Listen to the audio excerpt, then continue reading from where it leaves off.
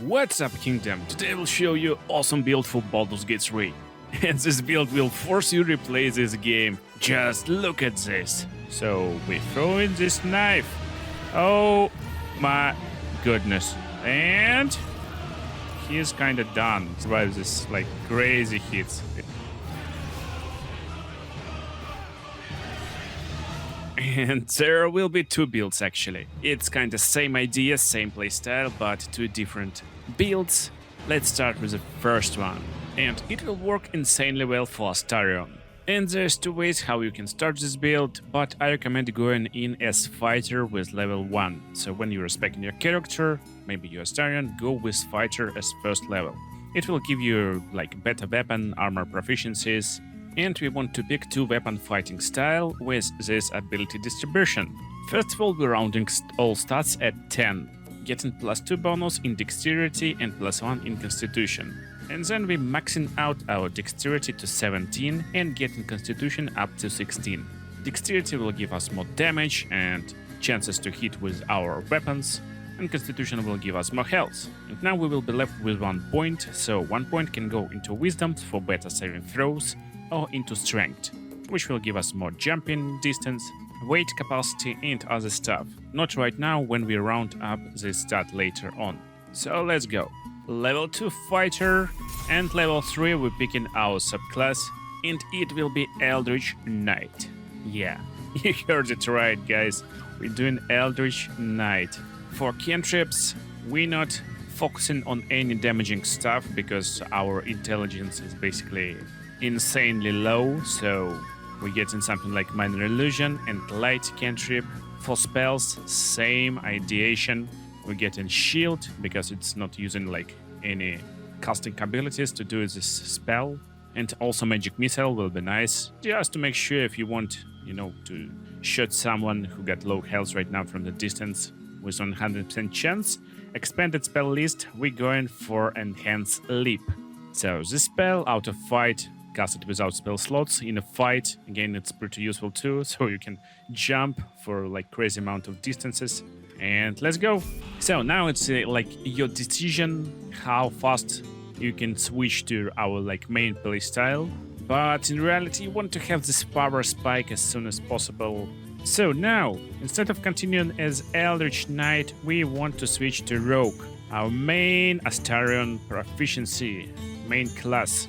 And we will unlock the sneak attack melee and sneak attack range, so we can inflict additional damage from distance or melee range. Also as Rogue we will get sleight of hand or athletics proficiency, so you can like expand those. But I would stick with sleight of hand and stealth.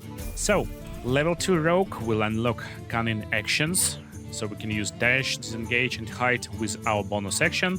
And level 3 again we're picking a Rogue and picking our subclass with Thief subclass, which will give us additional bonus action. This will finally unlock our playstyle that I will show you in a second, and playstyle is amazing and insanely fun. But on the next level, we're switching back to Eldritch Knight. We can pick additional spell, so it could be like any spell you wish to have.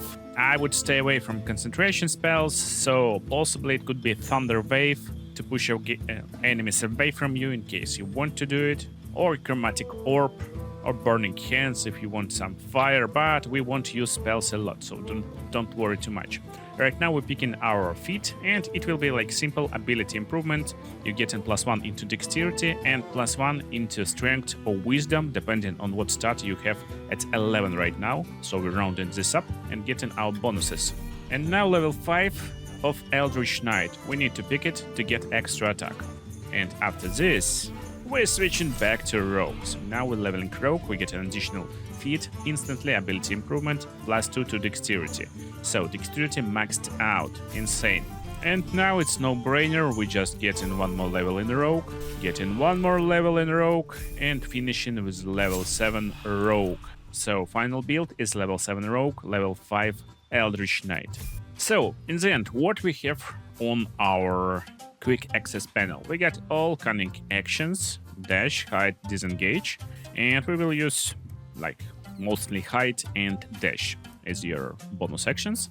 And also we got action search from fighter, which will give us ability to do extra action on one of our turns per short rest. Also second wind, so we can heal ourselves, and weapon bond. That's special ability from our Eldritch Knight. Then we get enhanced sleep, minor illusion, light, magic missile, chromatic orb. You don't need sneak attacks on your quick access because you will be casting it automatically. So it's time to show you like idea and play style and why it's awesome. But to understand why it's awesome, let's jump to gear first. This build will work with any gear, so basically like any gear you will find on your way, on your journey, it will work. Just make sure you're wearing daggers in your hands. So it will be dual dagger build. And you're looking on this weapon stats. It should be dagger, light, finesse, and thrown. And yeah, it's throwing dagger build. Because normally, when you play in rogue, you can use sometime your bow, but bow is not like most powerful weapon in the game, and you probably will end up in the melee range, like anyway. So I was thinking like how to make a really cool and fun build when we can throw daggers, and that's what I finished with. We get caustic band, which will do additional damage to all our weapon attacks and also to thrown attacks. Of course, it's no-brainer, Ring of Flinging. You can get it from Druid Grove Trader, really easy in the start of the game. It will add 1d4 to your throwing damage. And also in Underdark, when you complete your quests, you can get this gloves. It will deal additional 1d4 damage to your thrown attacks. So again, no-brainer. Weapons, basically it should be daggers, I already told you. For the end game, you can use that shot to reduce critical strike numbers that you need to roll, and also you can use Orin Blade to reduce this number. You can use Helmet that reduce this number, or use like Mask of Soul Perception. So basically looking on something that will increase your attack rolls, like Mask of Soul Perception, or just flat damage to it, like daggers and other stuff. For gear, when you're playing as fighter, you can get like any gear you like, but because we got high dexterity, it's nice to get medium armor, so armor with exotic material feat, so you add in full dexterity modifier to your armor class. Armor for agility and other armors in the late game, in the mid game, you will find them, will give you like around 22 armor class in the end game. So and now how to play it, basically, how to play this stuff, what you want to do. First of all, you want to go to your daggers and switch your daggers. In the late game, of course. In the early game, you can do like whatever you like, but in the late game, you want to have this orange blade in your main hand to have this exploit weakness ability. So my offhand dagger will be in the main hand now. I'm using weapon bond, and I'm bonding with this knife. So it's bonded now. You will see it over here, and then we're switching daggers back. So why you want it in the offhand first? Because when you throw in your dagger, like this dagger in my main hand now, it's bonded, I'm throwing it, and look, it will get back to my hand, but it will be in my offhand anyway. So you can just switch in your weapons anyway when you're throwing them. There's no actual reason not to do so. And that's basically the build. So you're throwing daggers at your enemies, and as rogue we got 2 bonus actions, so playstyle is really cool and fun and like immersive, role-playing one. So probably you see like your enemy right now, you're in a fight, you want to probably use cunning action dash, get behind the cover, use cunning action hide, and get like out of sight. When you're out of sight, enemies will come to this place where they last seen you, and you're already in other location standing in the cover, preparing to throw your dagger. And damage of this dagger, guys, look at this, damage is just insanely insane. It's just crazy. So if you land in critical hit, you're doing your dagger damage twice, 2d4, then adding your +1 from like dagger bonus, then adding your dexterity modifier flat 5, then adding your throw bonus, which will be doubled to 2d4. It's from the ring, and additional 2d4 from the gloves. So normal throw of this dagger will land 25 damage like flat, and it's like very stable damage, because when you're rolling low dice like 1d4, you can't roll high damage, but it's stable damage. It's really easy to like do insane amount of damage like this every turn. Also, we are adding 2 acid damage from our ring, And also with critical hit, you're rolling your sneak attack. But look at this. So we're rolling 8d6 piercing damage from our sneak attack critical hit, but also we're rolling additional 2d4 from our gloves and additional 2d4 from our ring. And this basically makes this sneak attack insanely powerful, even if it's not critical strike. Coolest part, as Eldritch Knight, you can do 2 throws in a turn. So basically you're doing 1 throw and turn ends, not ends, but you get an extra attack. It counts as throw too, so you can do 2 throws in 1 turn. That's insanely cool. And basically that's playstyle. You're doing 2 throws. If enemy is still surviving, you're using dash and then basically get into the cover and using hide. That's insanely fun and cool playstyle if you want to be a really cool, sneaky assassin rogue ninja throwing daggers. But there's second build, of course, and it's even more broken. So this build will be super cool and useful if you want to play it in Honor mode. It's like a lot more powerful if you want to really max out this build.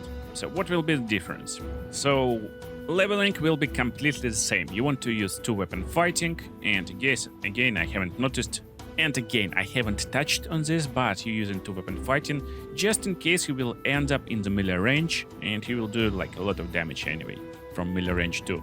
You don't need to throw always. And difference will be with stat distribution. So our stat distribution will be like this. You want to have 17 dexterity from the start with 8 strength, so 17 comes with +2 bonus, 16 constitution with +1 bonus, 10 intelligence, or 10 charisma, like whatever you like more, but 14 wisdom. So 14 wisdom is really nice to succeed on some saving throws a lot more, especially for Honor mode.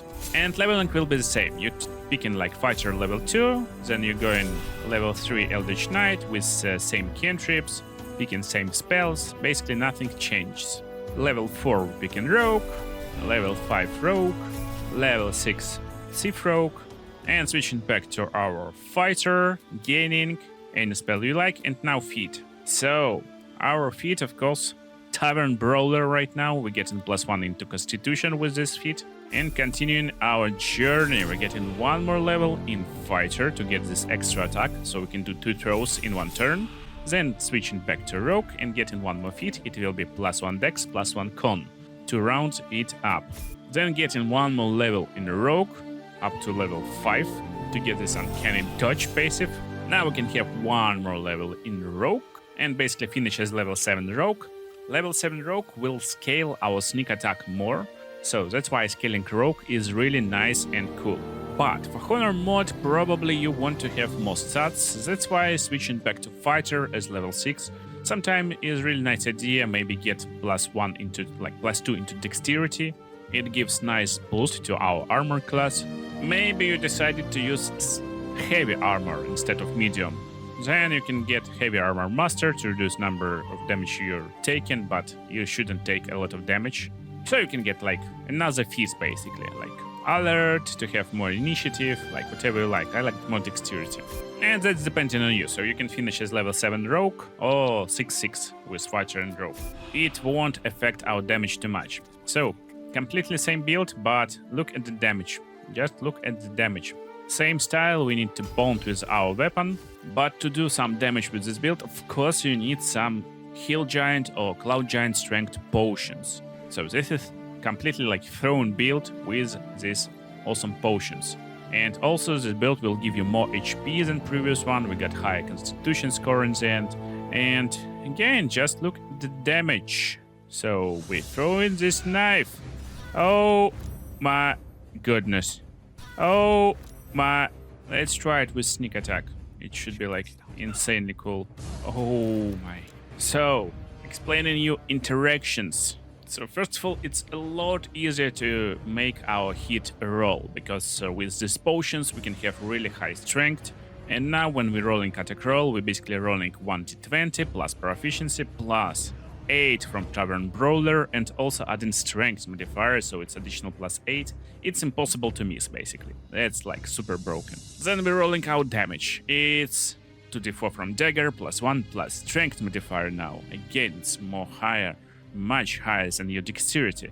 And then also we're rolling our gloves and our ring, so additional like d4 damage. Then we add in flat strength modifier to this damage roll, so additional 8. And that's somewhat like fun part, you're rolling additional damage with your gloves and your ring for additional rolling damage. I don't know how it works, it's some spaghetti code over here, but it works and works like magic. It's just insane amount of damage easily every time.